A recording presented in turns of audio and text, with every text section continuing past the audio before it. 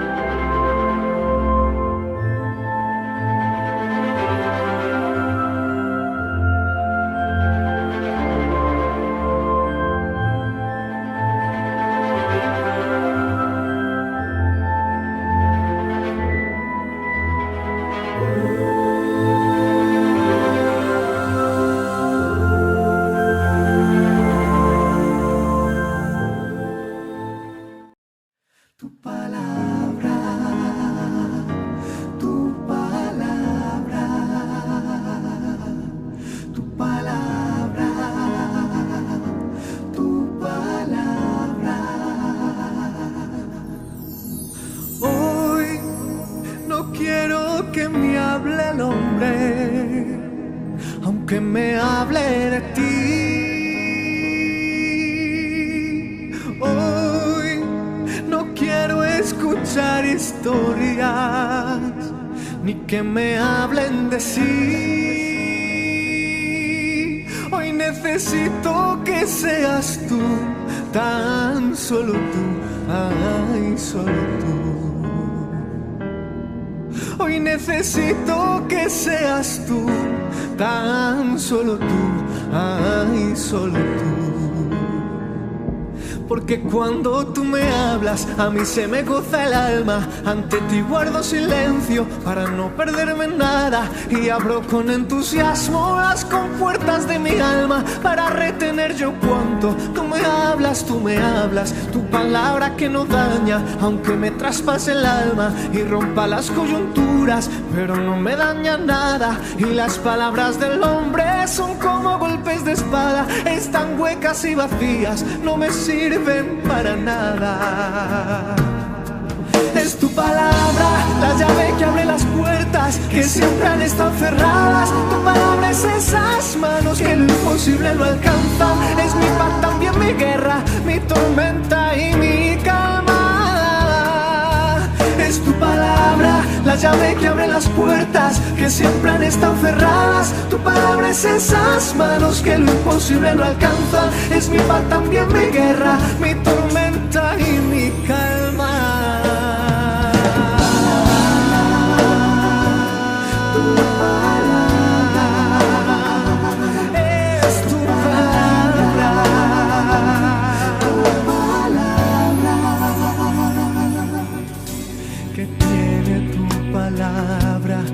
Cuando la oí fue como una espada de doble filo que penetró en mi alma. Jamás había oído tales cosas, jamás podría pensar que hubiera un mensaje que pudiera cambiar los deseos de mi carne. Ríos de agua viva es lo que siento dentro de mí.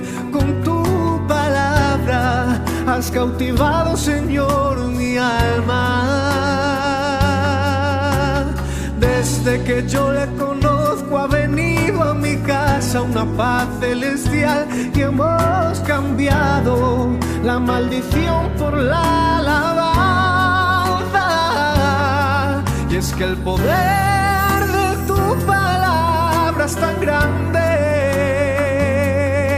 Es que el poder de tu palabra es tan grande que al que está debilitado tú le levantas, al que está envanecido tú le exhortas, al que está pasando prueba tú le alientas, que tendrá el poder de tu palabra. Al que está debilitado tú le levantas, al que está desvanecido tú le exhortas, al que está pasando prueba tú le alientas, que tendrá el poder de tu palabra.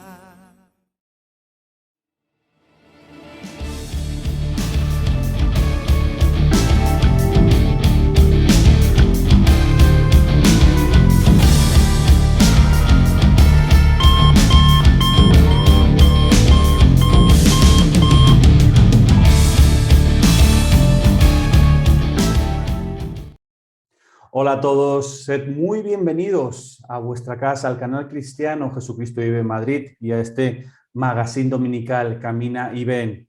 Es para nosotros un placer poder entrar domingo tras domingo a vuestras casas para enseñar la palabra del Señor, y qué mejor que estar acompañados por nuestro amigo, por nuestro hermano, por el pastor Alejandro Montañez. Pastor Alejandro, bendiciones, buenas tardes, ¿cómo estás? Buenas tardes, Jonathan. Gracias a Dios, bien, y aquí siempre en el frente de batalla, ¿no? Estudiando, leyendo la palabra y buscando la revelación por medio del Espíritu Santo para poderla entregar a todos los que nos ven y que les quede afirmada en sus corazones. Así es. Gracias a Dios por la vida que nos regala y por estar compartiendo esto por medio del canal de la Iglesia Cristiana Jesucristo Vive en Madrid. Así es. Vamos a seguir, vamos a continuar. Recordad que estamos en un temario extenso que es la profecía bíblica, la escatología bíblica, y estamos enseñando las 70 semanas de Daniel. Programas anteriores ya vimos las diferentes divisiones que esta semana tiene. Vimos cómo la semana del 1 al 7 empatan con las otras 62, sumando una totalidad de 69 semanas. Y en el último programa hablamos de que justo en la semana 69 hay un stop, hay una detención de la profecía bíblica, ¿no? Y quedábamos con esa incógnita, es decir, bueno, si durante 69 semanas no ha habido una pausa, no ha habido una detención de la profecía, ¿qué sucede aquí? ¿Por qué llega la semana 69 y el reloj profético de Dios se pone en modo pausa? Vamos a hablar eso porque el pastor Alejandro dio una breve pincelada la semana pasada cuando hablaba del objetivo telescópico, cuando hablaba un poquito de un valle para poder entender todo esto, ¿no? Y estamos, yo creo que, hablando del tema del valle de la iglesia. De todas maneras, ahora el pastor Alejandro nos va a profundizar un poquito más y nos va a dar la respuesta bíblicamente hablando de por qué hay una pausa en la semana 69 del reloj profético de Dios. Pastor Alejandro. Bueno, habíamos quedado, sí, en la última parte, en la última división de la profecía de las 70 semanas, que está dividida en 3 partes. La primera de 7 semanas o 7 chabúas, que representan cada semana 7 años. Desde la orden de Artajerjes I a Nehemías y hasta la reconstrucción de las murallas y de Jerusalén en tiempos angustiosos, que si restamos desde el 445 menos 49 nos dan el 396, más o menos se terminaron de reconstruir y allí terminan las primeras 7 semanas. Y después sigue 62 semanas de continuo hasta la muerte del Mesías. Y después seguía otro evento que era que había un gobernante que había de venir, o sea, después de esto, que destruiría la ciudad de nuevo. Esto se cumplió en el año más o menos 33, en la era de Cristo, que eso lo explicamos en el programa pasado. Y se supone pues que debería seguir la semana 70, pero ahí hay un alto, un stop.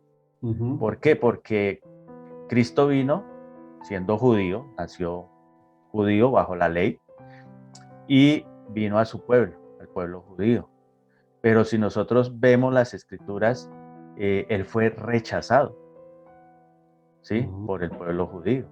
Solo algunos, ¿sí?, que lo seguían, creyeron en él. Es más, cuando murió en la cruz, los únicos que estaban allí en el monte, dice que era María y estaba Juan Marcos, creo que era, que estaba allí. Y, y, y todo el resto, ¿dónde estaba? ¿Sí? Porque no entendían que él venía como el cordero inmolado. En la primera venida de Cristo no venía como rey, sino como cordero. Eso lo vamos a ver en Apocalipsis después. Entonces, al ser rechazado, Dios tenía pues ya un plan para el pueblo gentil, ¿sí? Porque había visto mucha fe también en el pueblo gentil, ¿sí? Desde Ruth, la moabita, véase que ella no pertenecía al linaje de los hebreos, ¿sí?, de los de Israel, pero ella con su suegra Noemí, ella dijo: tu pueblo será mi pueblo, tu Dios será mi Dios. Y ahora en el Nuevo Testamento vemos también la fe de un centurión romano, ¿sí? Dice: no he hallado tanta fe, ¿sí?, en mi pueblo como la he hallado en este centurión.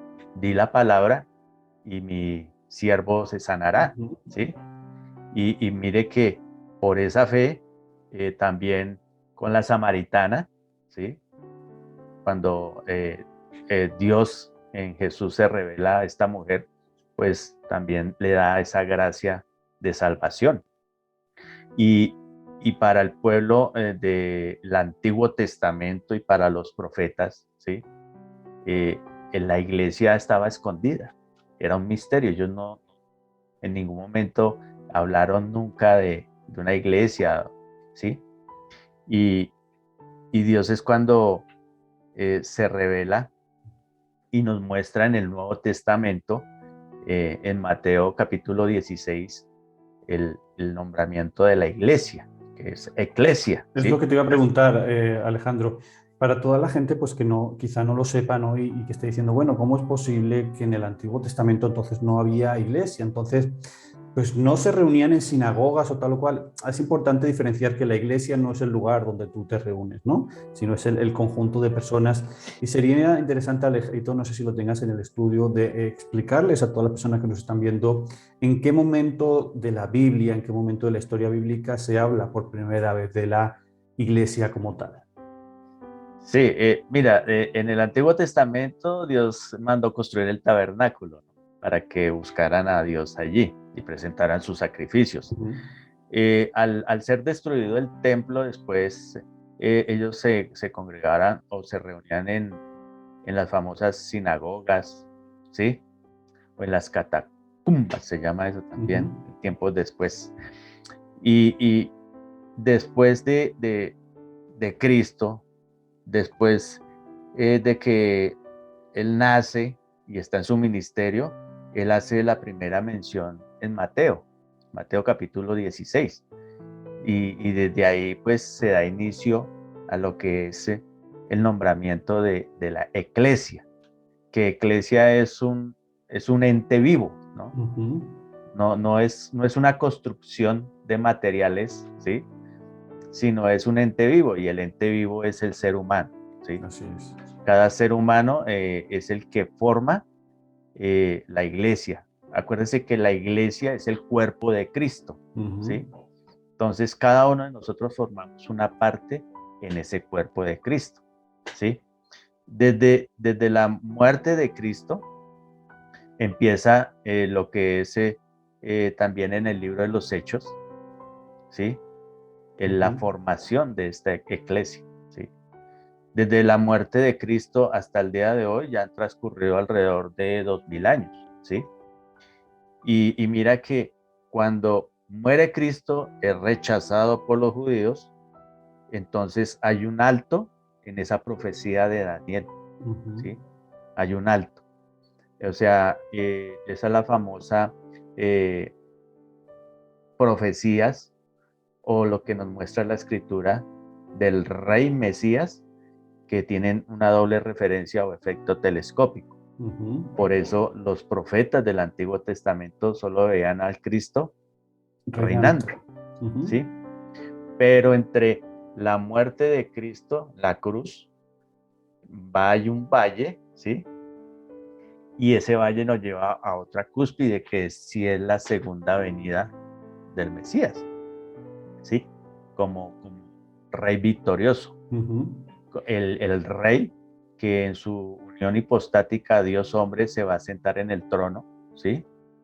de David, ¿sí? Y él reinará para siempre. Entonces, ahí podemos nosotros apreciar que hay un corte de esa profecía. Porque acuérdese que esa profecía de las 70 semanas va dirigida ¿a quién? Al pueblo de Israel, ¿sí? Entonces, no a los gentiles. Entonces, es cuando se hace un alto en esa profecía, en la semana 69, ¿sí? Tras la muerte del Mesías en la cruz. Y allí es cuando empieza a desarrollarse un ministerio que es el ministerio de la iglesia, que para la gente del Antiguo Testamento, ¿sí? Y aún para parte del Nuevo, ¿sí? Era totalmente desconocida, hasta el inicio del ministerio de Pedro, ¿sí? Vamos a ver cómo Cristo empieza a formar su cuerpo, ¿sí? Que es que la iglesia. La iglesia. ¿Sí? Cómo empieza él a formarla y empieza a darnos ciertos parámetros, ¿sí? Entonces, la primera mención acá está en Mateo 16, del versículo 13 al 20, que es cuando a Pedro le he revelado unas palabras muy sabias. Y controversiales. Vamos a leerlo. Sí, controversial. Ahí por encimita vamos a verlo porque no nos queremos meter de lleno aquí. Sí, dice versículo 13, viniendo Jesús a la región de Cesarea de Filipo, preguntó a sus discípulos diciendo, ¿quién dicen los hombres que es el Hijo del Hombre? Ellos dijeron, unos Juan el Bautista, otros Elías y otros Jeremías o algunos de los profetas. Él les dijo, ¿y vosotros quién decís que soy yo? Respondiendo Simón Pedro, él era el siempre que se lanzaba de primera, dijo, tú eres el Cristo, el Hijo del Dios viviente. Entonces le respondió Jesús, bienaventurado eres Simón, hijo de Jonás. ¿Por qué? No te lo reveló carne ni sangre, sino mi Padre que está en los cielos. Y yo también te digo que tú eres Pedro, o sea, Petros, ¿sí? Y sobre esta roca edificaré mi iglesia. Y las puertas del Hades no prevalecerán contra ella. Mira, ahí está la primera mención de iglesia. Y a ti te daré las llaves del reino de los cielos, y todo lo que atares en la tierra será atado en los cielos, y todo lo que desatares en la tierra será desatado en los cielos. Entonces mandó a sus discípulos que a nadie dijesen que él era Jesús, el Cristo. Entonces, aquí vemos la primera mención de Cristo, ¿sí? Sobre el tema de la iglesia, ¿sí? De que iba a formarse algo allí, ¿a través de qué? Del mensaje de Cristo. Entonces, lo primero que tenemos que aclarar acá, Petros significa piedra pequeña, ¿sí? Mientras cuando él dice, y edificaré sobre esta roca, él se está nombrando a sí mismo, porque Cristo es la roca y es el fundamento, es la piedra principal, ¿sí? La piedra viva, ¿sí? Que soporta la iglesia, porque es su cuerpo, ¿sí? La diferencia también está, Alejandro, que vámonos otra vez a la historia, y es que recordemos que el Nuevo Testamento está escrito en griego, ¿vale? El original está escrito en griego. Y lo que hacía referencia el pastor Alejandro es importante. El nombre original de Pedro es Petros, que significa piedra pequeña. Pero cuando Jesús le hace referencia, dice, tú eres Petros, y sobre esa piedra pequeña, después dice, sobre esta Petra, sobre esta piedra, esa que se refiere Jesús. La Si nos roca. vamos, exactamente, si nos vamos al griego y vemos la diferencia de estas dos palabras, una hace referencia a Petros como piedra pequeña y la otra hace referencia a Petra como roca grande, como roca base, como... Una roca sólida. Exactamente. Vale, importante que tengamos en cuenta eso porque eso ha dado pie a malos entendidos que ahora comentará el pastor Alejandro.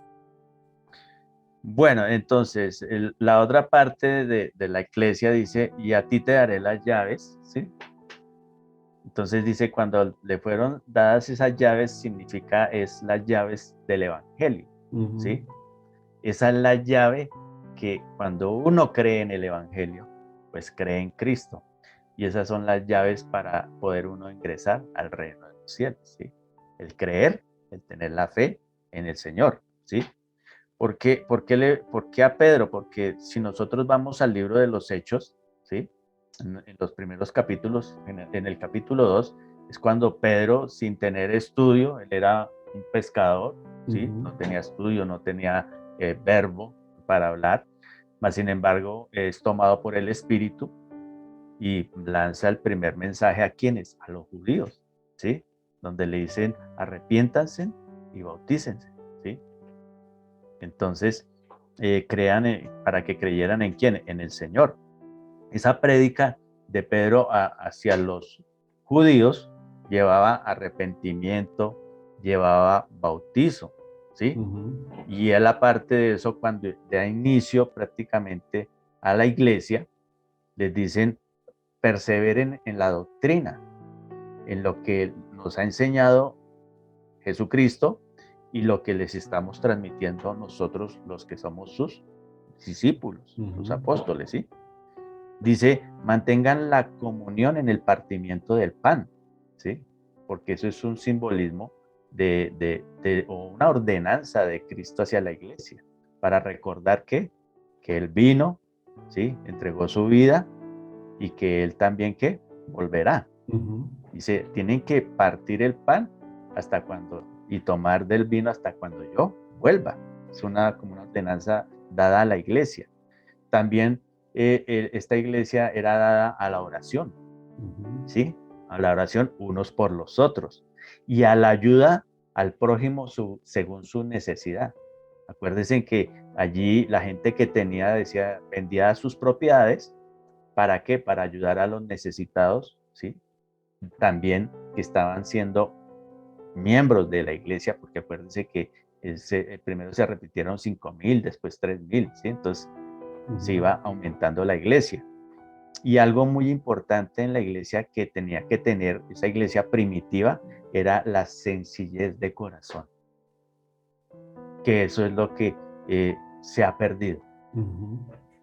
Ahora vemos actualmente una iglesia muy orgullosa. Desde los tiempos de Constantino, cuando era una iglesia perseguida, así era una iglesia próspera, ¿sí? Entonces ahora, como es una iglesia próspera, ¿sí? Hay mega iglesias, entonces ya se mira como por encima del hombro a los demás, aún hasta negándole la entrada al reino de los cielos a las personas, ¿sí? Así es. O sea, han perdido la sencillez de corazón. Vemos, y mucha gente que nos puede estar viendo, pueden ver que iglesias que nacieron en un estrato de humildad, ¿sí? Aquí se manejan estratos del 1 hasta el 7. Nacieron en un estrato humilde, ahora las podemos ver en un estrato ostentoso, ¿sí? Y lo mismo las personas que las dirigen, siendo personas que iniciaron con sencillez de corazón, ahora son muy altivos de corazón, ¿sí? Entonces hay que mirar y retomar esa senda antigua de la iglesia primitiva, que tener sencillez de corazón. Es muy complicado encontrar, obviamente pues las tiene que haber, ¿no? Pero es muy complicado encontrar esa iglesia primitiva. Yo siempre digo que sería bueno volver a la senda antigua en todos los sentidos. Y hoy en día hemos tomado los templos, ¿no? Porque creo que Aunque ya es de costumbre, pero referirnos a la iglesia como templo es un error, ¿no? Ya lo estaba explicando el pastor Alejandro antes, ¿no? Pero o vemos cómo estas personas que están al frente de estas congregaciones se les sube el ego, por llamarlo de alguna manera, ¿no? Porque yo soy el pastor de tal o soy el líder de cual, y nos importa mucho más lo que la gente diga, la posición donde nos pongan, que la propia salvación de las almas. Y eso realmente un día, como veremos más adelante en los eventos, vamos a tener que dar explicaciones a Dios de lo que estamos haciendo con un rebaño que no le pertenece al pastor, que no le pertenece al líder, con un rebaño que le pertenece al Señor. Y que nosotros simplemente lo que hacemos, o en este caso los que son pastores de congregaciones, es administrarlas, darles ese pasto fresco, pero no son nuestras, ni nos pertenecen los frutos que dan tampoco.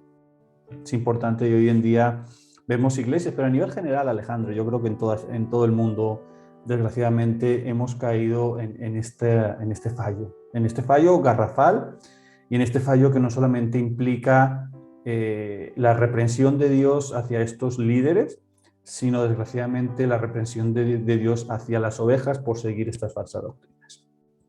Sí, al día de hoy, mi pensamiento es que entre más crezca una denominación, ¿sí?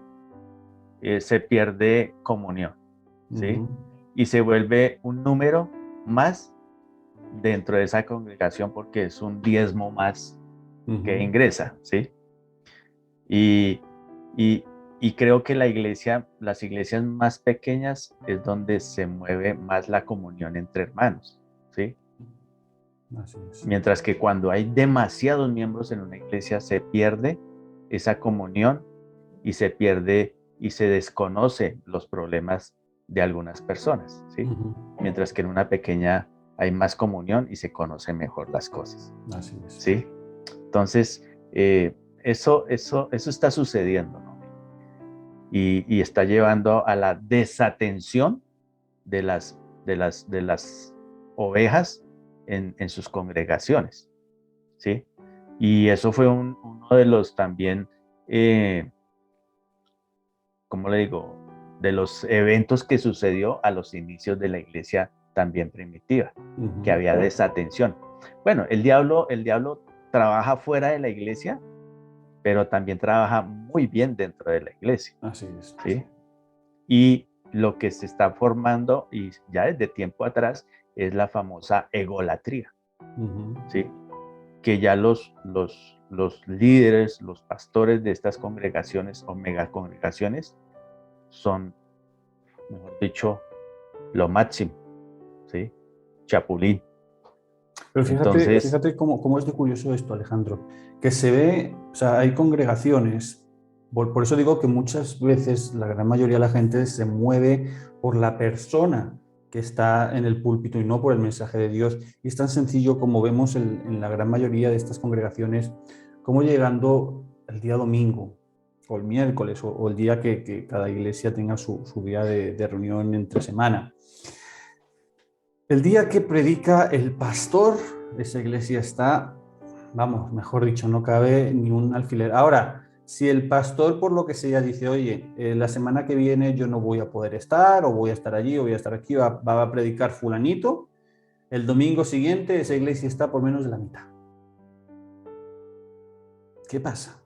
Pero a nivel digital también, o sea, es decir, si tú por lo que sea no tienes la posibilidad de congregarte en un sitio físico y te congregas por mediación de internet, pasa lo mismo. Si tú ves los viewers, ves cómo pega la subida cuando está este pastor y cuando está otra persona, eso decae. Entonces es momento de preguntarnos, ¿por qué acudimos al templo?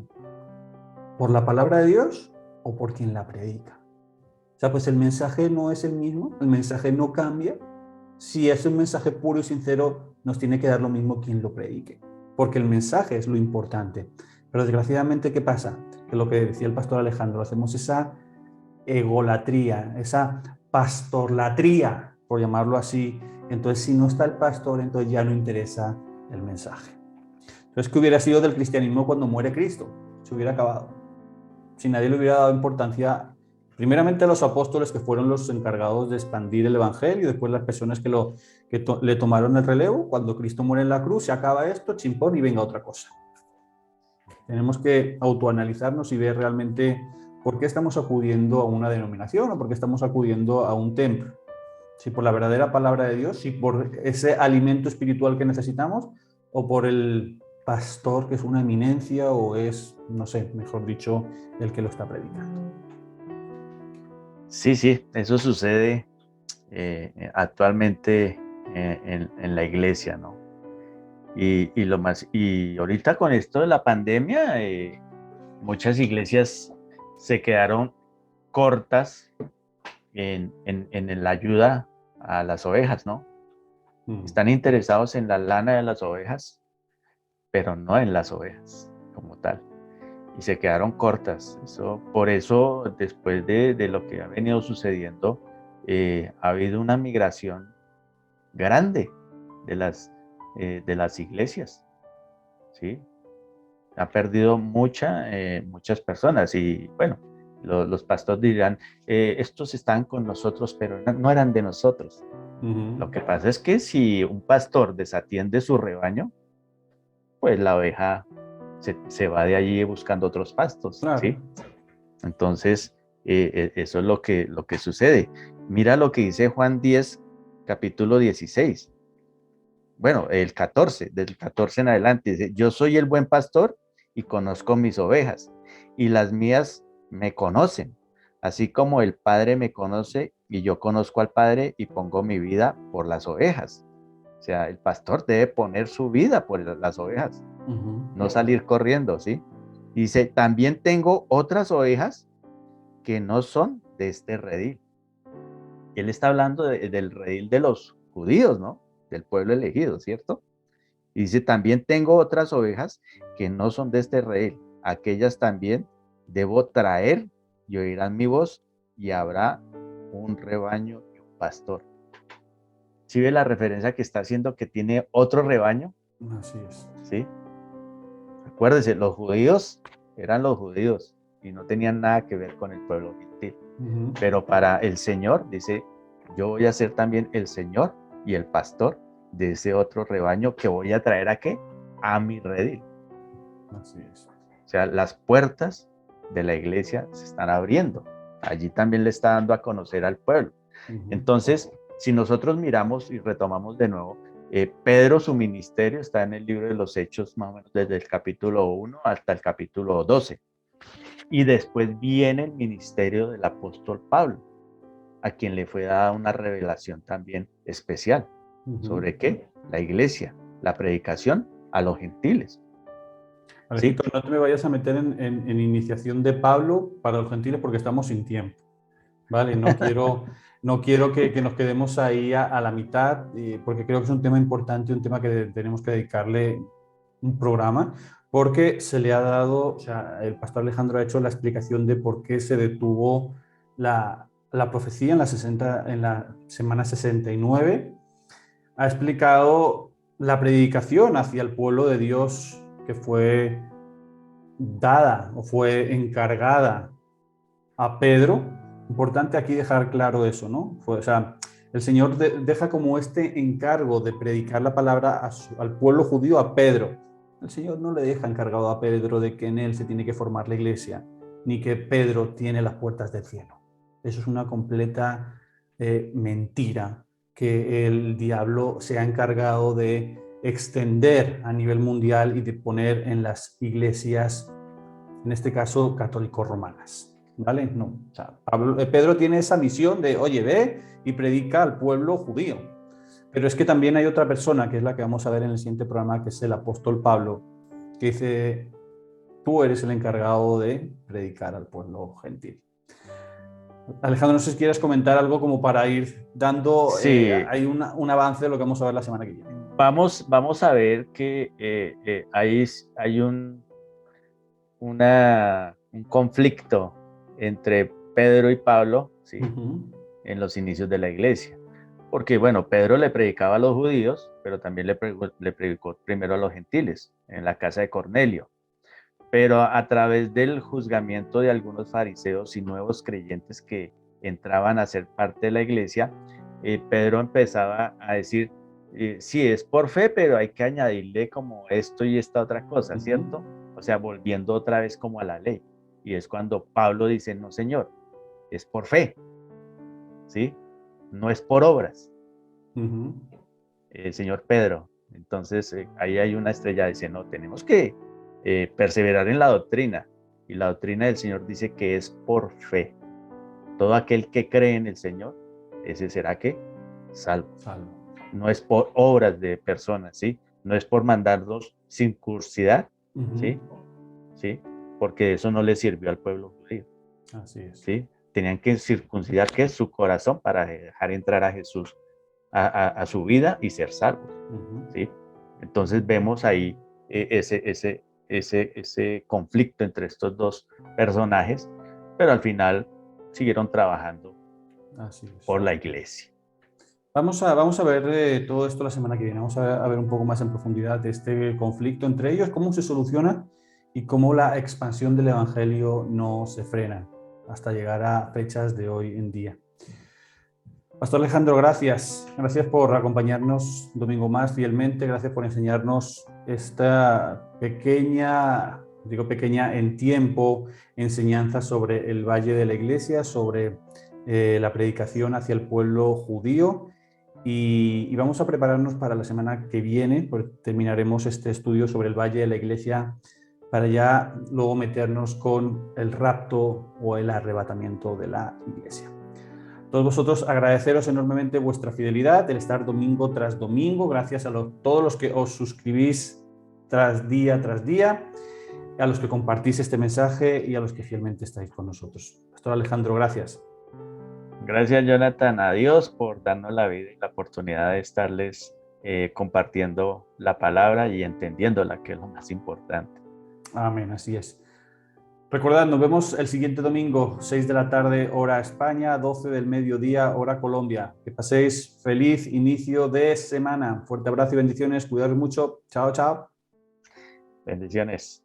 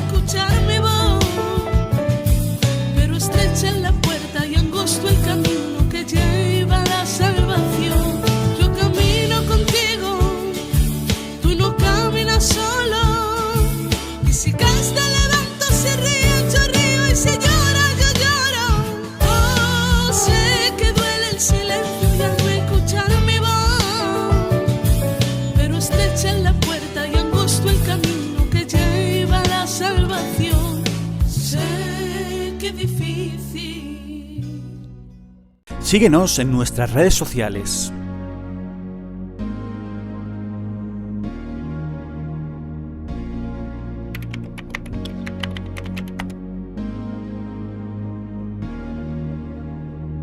Nos encontrarás en Twitter como JV Madrid, en Instagram como Iglesia Cristiana_JV_Madrid, en YouTube como Iglesia Cristiana JV Madrid. Te esperamos.